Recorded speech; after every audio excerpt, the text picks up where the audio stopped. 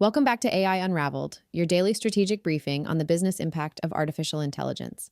It is December 10th, 2025. Today, we are flipping the script on the most boring word in tech, governance.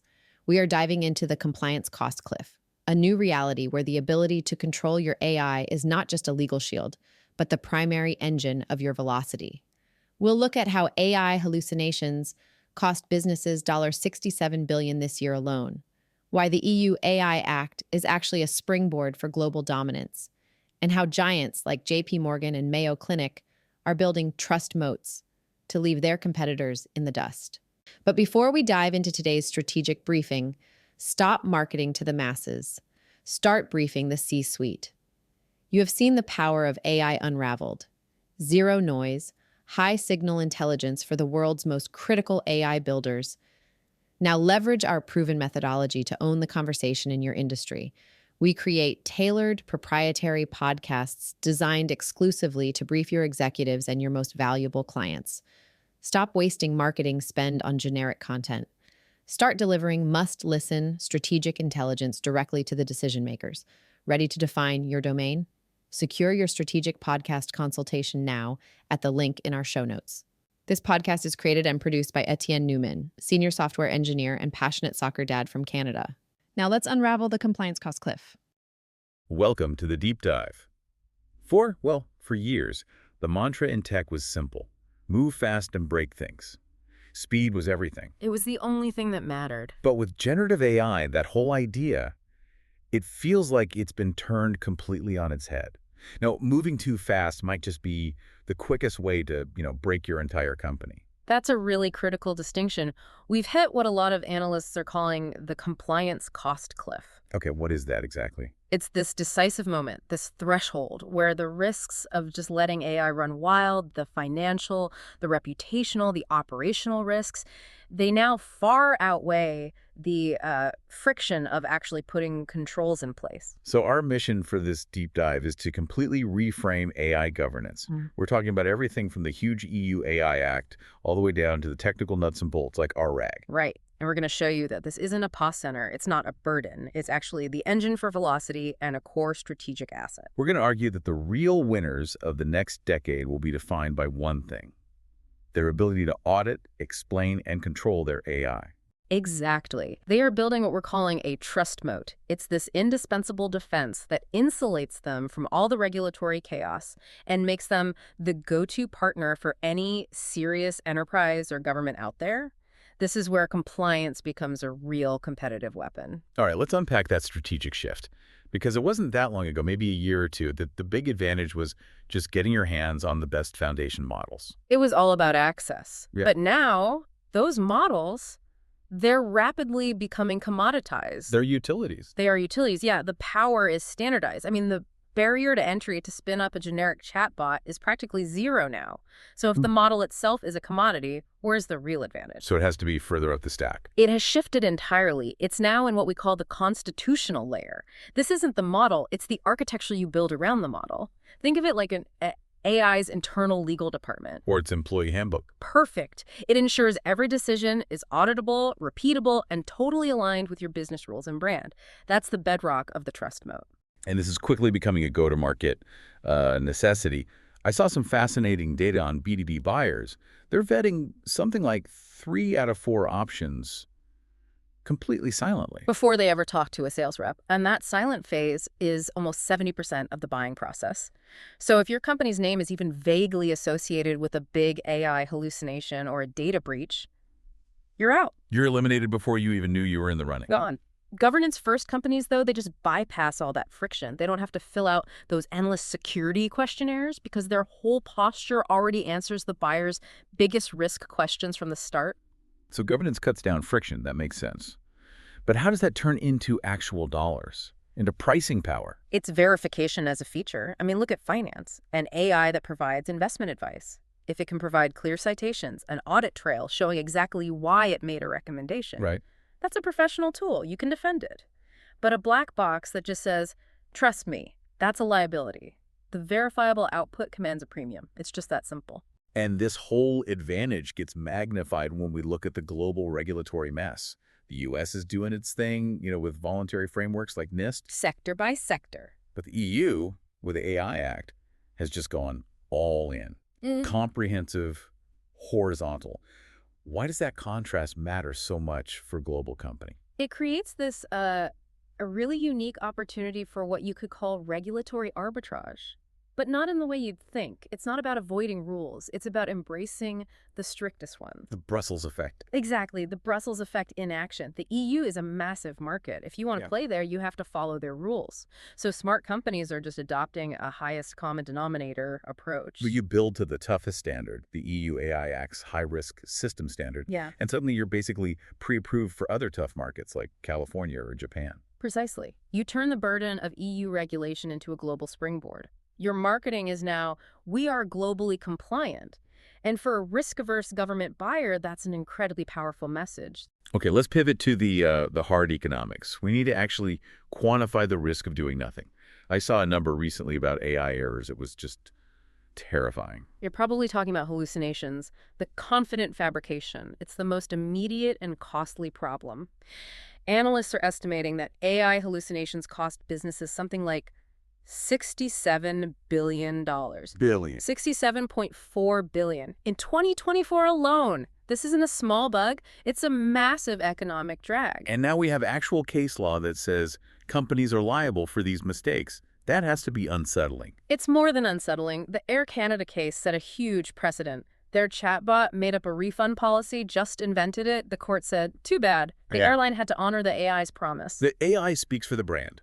Period. The AI is the brand in the eyes of the law, and that takes you right to the hard cliff, the EU AI Act penalties. They are designed to be punitive. How bad are we talking? For prohibited AI, the max fine is 35 million euros or 7% of global turnover, whichever is higher. 7%. That's way higher than GDPR. It is. GDPR is 4%. The regulators are sending a clear signal. They see systemic AI risk as an even bigger threat than data privacy violations. 7% could be an existential threat for some companies. But there's also a shadow cost you mentioned, something that might be even worse than the fine. Algorithmic disgorgement. It's being enforced by agencies like the FTC. And it's brutal. They force you to delete not just the data you illegally trained your model on, but the algorithm itself. The model you spent years and millions of dollars building, it's gone. Your R&D investment is wiped out. So failure is incredibly expensive. Let's flip this. What's the positive case? What's the actual ROI on doing this right? The data is really clear on this. Companies with a mature, responsible AI framework, they earn twice as much profit from their AI initiatives. Twice as much? Why? What's the mechanism there? It's about speed and efficiency. Good governance is a pre-check, not a roadblock. When your engineers know the guardrails are solid, they can move much faster. They spend less time in legal review for every single deployment. It gives them confidence to scale. Exactly. And those organizations are also 28% less likely to report project failures. Fewer pilots go nowhere. You get working products to market faster. That's a direct line to higher profit. So it's not stifling innovation. It's creating defined boundaries so people can innovate boldly inside them. Right, which is why 55% of leaders actually cite enhanced innovation as a direct benefit. It's not a paradox. Boundaries enable creativity. Let's get specific. Financial services is a perfect sector to look at. They're always under the microscope. What's happening at, say, JPMorgan Chase? JPMC saw the risk early. They put a strategic pause on broad access to public LLMs, which was smart. Then they built their own internal platform, the LLM Suite. Which is fully governed. Centrally governed. It handles all the data privacy, risk management, access control, all of it. By solving that governance puzzle once, at the platform level, they can safely roll out tools across the entire company, like their Connect coach for talking to clients. Their governance is an enabler of scale. And others are pushing it even further. I've read that Citigroup is looking at agentic AI. Yes, autonomous systems. AI that can actually act on its own, monitoring risk, making trades. To trust an AI like that, you need absolute assurance. How do you even govern an AI that's acting on its own? You need a really sophisticated model of models orchestration layer. The agent itself has to go through the same rigorous validation as a human trader. Its boundaries have to be mathematically proven and auditable. You can only trust the autonomous action because the framework guarantees the boundaries. And the Ensure AXA has a fascinating play. They built their own secure GPT, but they're turning that internal standard outward. It's a brilliant strategic move. They're leveraging their own high safety standards to become a market auditor. There's serious talk that AXA might start refusing to insure companies that don't meet their AI governance standards. So your own compliance becomes a weapon to pressure the rest of the market. Or they risk losing their insurance. It's powerful. Let's jump to healthcare. The stakes there are literally life and death. Mayo Clinic had this problem they called pilot purgatory. A huge problem in the industry. Great AI tools get built, but they get stuck in endless testing and never actually reach patient. And Mayo's solution was a piece of governance middleware. Yeah, a platform they call Deploy. It centralizes all the critical checks. Is it being used for its intended purpose? Does the algorithm perform correctly? And crucially, does it meet all the regulations like IPA and FDA standards? So it creates a safe, fast lane for good AI. A fast lane. And that framework becomes a magnet for innovation. The safest hospital suddenly becomes the most innovative one because it has solved the distribution problem. And in healthcare, things like bias aren't just an ethical issue, they're a massive liability. It's a clinical necessity. Bias testing has to be mandated. Imagine a pulse oximeter algorithm that's less accurate on darker skin tones, or a diagnostic tool that misses skin cancer on some demographics. That's not just a flaw, it's a catastrophic malpractice event waiting to happen. Which means governance is the only path to deployment. The only path. And it often mandates a human in the loop, which is so crucial in sensitive areas like mental health to build trust with both doctors and patients. Okay, so to make this real, governance can't just be a PDF in a folder. It has to be code. Let's talk technical pillars, starting with auditable ARG. Retrieval augmented generation. RAG is the key technical fix for hallucinations in any serious setting. It forces the AI to ground its answer in specific, verifiable documents that you provide. So it has to show its work. It has to show its work, and that's the killer governance feature. RAG can provide citations for every single claim it makes. A compliance officer can click a link and see the exact paragraph in the source PDF that backs up the AI's advice. And you mentioned even the chunking strategy matters here. It's now a critical compliance decision, how you break down those source documents into chunks for the AI to retrieve. If the chunk is too big, the context might not be precise enough to stand up in court. Next pillar. No. The black box recorder. Immutable audit logs. Why immutable? Because in any legal dispute, the question is always going to be, what did the AI know and when did it know it? The logs have to capture user ID, the query, the timestamp, and they have to be right once, or immutable, using something like object lock storage. To prove they haven't been tampered with. To prove, without a doubt, that the record is authentic. That's what makes it legally sound. And of course, raw logs are useless to the board. Totally useless. You need dashboards on top of that to visualize what's happening, see the patterns, and manage risk proactively. Final pillar. Explainable AI, or XAI, and guardrails. Yeah. Because we can't have black box decisions for things like hiring or credit scores. We can't. And that's where tools like SAP and Lime come in. They're libraries that help an AI explain an individual decision. It won't just say loan rejected. It will say loan rejected because your debt-to-income ratio was the biggest factor, contributing 40% to the decision. It provides the legally required reasoning. Right. And then you have constitutional AI, which is the automated enforcement layer. It checks the user's prompt for anything problematic before it hits the model. And then it checks the model's answer for hallucinations or off-brand content before it gets to the user. It's automated safety rails. So we've come full circle. We started by questioning move fast and break things, and we're ending with the idea that governance is the key to unlocking super agency. Which is empowering humans with AI to be superhumanly productive. And that super agency is built 100% on trust. An employee won't rely on an AI agent if they think it could hallucinate and get them fired. Governance provides the certainty needed to truly scale. And for the companies that are behind, that compliance cost cliff just gets steeper and steeper. That's the final word on liability, really. The law is shifting liability squarely onto the deployer of the AI. Not the company that built the base model, but the company using it. The only real defense is going to be a bulletproof, documented governance history. So the window to build this advantage is open now.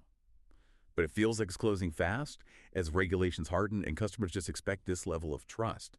The time to build that infrastructure is today.